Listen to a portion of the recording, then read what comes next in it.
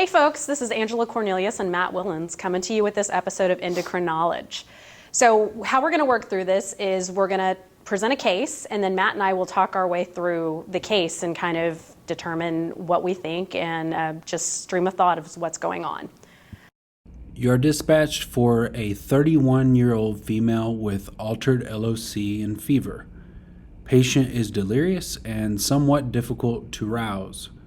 Vital signs: blood pressure 189/104, pulse 142, SpO2 87%. Dr. Cornelius, what do you think your differentials for this case are and why? Okay, so I like to start in a systemic manner. So let's start from the top, right? Start with her head. That's easy, right? She's delirious. She's difficult to arouse. So something in her head, like an intracerebral process, like a head bleed, is definitely on the list. So then let's move down the body a little bit. She's tachycardic, so hyperthyroidism is definitely a consideration. You get down to the chest, right? We have the heart there, right? It could be a direct cardiac issue, but we can't forget the lungs, right? So she could have a pulmonary embolism, and that's definitely going to cause tachycardia and hypoxia. But if we're thinking PE, then we also need to think about DVT, which is another thing you need to probably ask about, which we'll get there in a minute. And then let's go systemic, right? So illnesses like sepsis, she could be hypovolemic from dehydration, which could lead to electrolyte abnormalities, which could lead to the tachycardia. And then also DKA, HHS, some of those endocrine ones can really cause some problems for these folks. What other information would you like to know about this? All right, so first I want to know, has she fallen recently? So has there been a head injury? Does she have a past medical history of head bleeds or aneurysms or thyroid problems, heart problems? Has she had a PE or a DVT before, right? Because that puts her at higher risk. Is she diabetic? Has this happened before? And then I also want to know her psychiatric history, right? Does she have a history of anxiety? Does she have a history of, drug-induced psychosis? Does she have a history of drug use? Has she been sick recently? Nausea, vomiting, diarrhea, anything like that? How about her legs? Have they been swelling, particularly one more than the other? Has she been running fevers? Has she had any surgeries? So lots of thoughts are kind of running through my head about where this could go.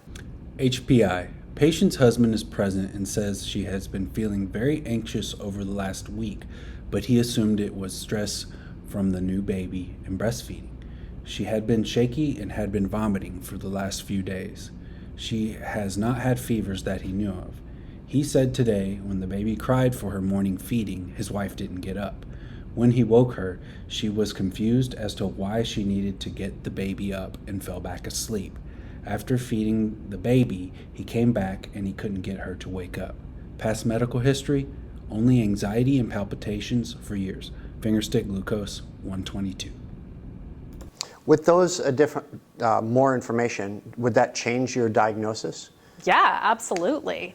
Absolutely. So we know from this slide that she's recently had birth, right? She's given birth to a child. So that really changes some things up. There are other things that we have to consider that happen after birth. So you can have something called Sheehan syndrome, which is where your pituitary actually necroses after birth. But this generally causes negative symptoms. So bradycardia, because there's failure of hormone output. So you're going to have bradycardia, you're going to have hypotension, you're going to have low glucose, no lactation. So those would be extra questions that you might want to ask about that. But her story so far doesn't seem consistent with that. Since she's tachycardic and she's hypertensive, I would put that as a much less likely option. There's no given history of head trauma. The husband doesn't think she's had a fever. He doesn't know, but I mean, unless she said something, right? But so what do you think a piece of information from what I just said might help delineate this history? Well, since the husband doesn't think she has a fever, why don't we get a temperature on her? Yeah, I agree. So we see that she does have a little bit of an elevated temperature, so that would lead me more towards sepsis or thyroid storm, right? And with the level of the temperature, I'm way more concerned about a thyroid storm versus an infectious issue. So let's talk about the mechanism of these two things, right? So with sepsis, right, you have an infection and it releases all of these proteins that lead to this hyperinflammatory cascade. We don't really know, and you're going to hear me say this in this endocrine series, the pathophysiology is not completely understood. But we know this hyperinflammation affects the mitochondria, it affects the endothelium, so the inside of your blood vessels, it affects your coagulation system, so you don't coagulate like you're supposed to, and then it actually causes your immune system to not work like it's supposed to, which leads to organ dysfunction. So that's sepsis. Let's talk about thyroid storm, right? So usually there's a triggering event, right? There's something that happened that causes people to go into thyroid storm. It doesn't generally just happen. In this case, I think it was probably the recent birth. Again, detailed pathophysiology of thyroid storm, not fully understood. But there's lots of theories. So one is that they think there's too rapid an increase in the thyroid hormone and not the absolute thyroid hormone level, right? Because there's thyroid hormone and then there's bound thyroid hormone, and these all act in different ways and sometimes cause different effects. We think maybe increased response to circulating catecholamines, right? So thyroid causes your catecholamines to go up. So maybe for some reason, these folks respond to that more. Or are we displacing the thyroid, the free thyroid, off of things that are keeping it from being active? So in other words, are we displacing it off of, say, proteins that might keep it from being active, and now you have all this excess thyroid hormone that's active?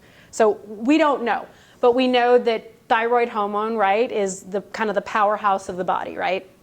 So you get this huge metabolic activity. So it's going to increase your oxygen requirements. So you're going to be more tachycardic to meet this oxygen requirement, right? And then you're also potentially going to induce heart failure because your heart's having to go to try to provide this extra oxygen for the body, but it also has to provide extra oxygen to the heart, which sometimes doesn't happen because it's going so fast. And then they can get some arrhythmias, right? I guess, and technically it would be dysrhythmias, because an arrhythmia would be a lack of a rhythm. So it would be a dysrhythmia. And then similarly in their head, right, they get real irritable. You can even get seizures, they get delirious, and eventually they end up in coma. So this is really a bad situation. So what signs and symptoms really pointed you towards thyroid storm here? So for me, her tachycardia, her hypertension, her fever, and her altered mental status. So it's kind of a conglomeration of symptoms together, right? So tachycardia can come from any number of things, but if she's sepsis, right, generally the blood pressure, you'll start seeing it go down, right, because they vasodilate, they lose fluids through the endothelial damage and the lining of their vessels. So the hypertension and the tachycardia don't really go together for sepsis, but yet makes sense for a thyroid type storm. And then the fever, we know the fever is going to increase, like you have this huge metabolic thing going on in your body, so your body is going to increase its temperature just naturally. And then the altered mental status. So looking at her signs and symptoms is what led you to that thyroid storm, but let's take that one step further. What about her history really led you to the same diagnosis? So we know that recent birth can irritate undiagnosed hyperthyroidism, and there was a little blurb in there about a history of anxiety, right? Oftentimes hyperthyroidism, particularly in young females, and palpitations will be chalked up to anxiety, and they'll get benzodiazepines instead of actually getting treated for what their problem is. And this is something that will happen. It happens gradually over time, right? It's not like you go from 0 to 120 very fast as far as thyroid goes. You're going to have a little bit extra thyroid and a little bit of symptoms, and then a little bit more extra thyroid and a little bit more symptoms. And so it gradually will increase. So to sum this up, right, thyroid storm, it's really rare. But you're going to get tachycardia, you're going to get hypertension, you're going to get fever, and we're talking about high fevers. Usually, most of us know in adults, Seeing a fever in the 104 to 106 range is a big deal, right? That generally, if I see a fever that high, I'm thinking something else other than infection, because adults tend to have fevers in the lower ranges, like 101, 102, maybe 103. They're not like pediatric patients who will also generate this huge metabolic response. Now, the altered mental status, right? She has it, but it could be more subtle. It could just be a little confusion, which can also be confusing for us as clinicians, because, well, what if she also had a seizure, right? We talked about you can get seizures from thyroid storm, so you could also chalk that up as first-time seizure post-ictal. So it's a little confusing sometimes. These diagnoses are really hard to make. Even for me in a hospital workup, right? I have all the tools, and I still use an actual calculator where it looks at a lot of different factors of this. So, but think about thyroid storm after a trigger, right? Thyroid surgery is a big one, right? You're messing and mucking around with the thyroid. It makes sense it's going to be angry. If they stop their antithyroid medications, also get that history, right? Sometimes people will be like, oh, well, I'm trying to breastfeed. I don't want to take my antithyroid medicine. And instead of asking their doctor, they just stop it. But they can also have infection or a recent trauma, a heart attack. DKA, ironically enough, can throw you into thyroid storm as well. So you have to think it could be more than one thing. And then just pregnancy in and of itself, just that hypermetabolic state and that stress the body goes under during pregnancy can actually cause thyroid storm.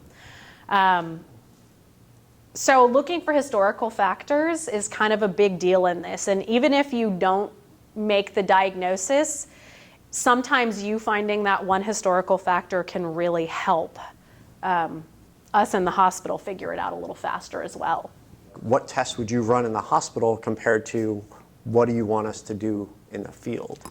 In the field, honestly, we don't have a lot of bells and whistles, right? When I'm going to get them in the hospital, I'm going to give a beta blocker to block a lot of those excess sympathetic lesions. I'm going to give stuff to actually reduce the amount of thyroid hormones and to block those thyroid hormones. We don't have that pre-hospital, and we're not expecting you to do that. So this is really very much a symptomatic treatment for these patients, right? You're going to give them fluids. You can try to treat their fever with an antipyretic. It's not the wrong answer. Is it necessarily going to have the effect that you might expect normally? No. But this is, treating a lot of the symptoms of these patients is really going to benefit them. So what I'm hearing is treat their symptoms, give them fluid, give them Tylenol if you want to. It's not going to hurt them. But then just really treat them and make them feel better in order to get whatever tests in the hospital are going to be done. Correct. I mean, and think about it. Make them comfortable. Exactly. If they're tachycardic, right, they're losing insensible water losses, because if they're tachycardic, they're also tachypnic. So they're breathing faster, right? And so they're losing more water. So the IV fluids is really not the wrong answer in this case, right? That's not going to hurt them at all. But the long and short of it is, if you can get a history, that's going to help us in the hospital, because you may pick up on things in the home that we wouldn't even think to ask about, that you saw like, hey, wait a minute, there was thyroid medicine on the counter and he told me she wasn't taking any medicines at all. So that could be a clue to us, like, oh, wait a minute, clue it in.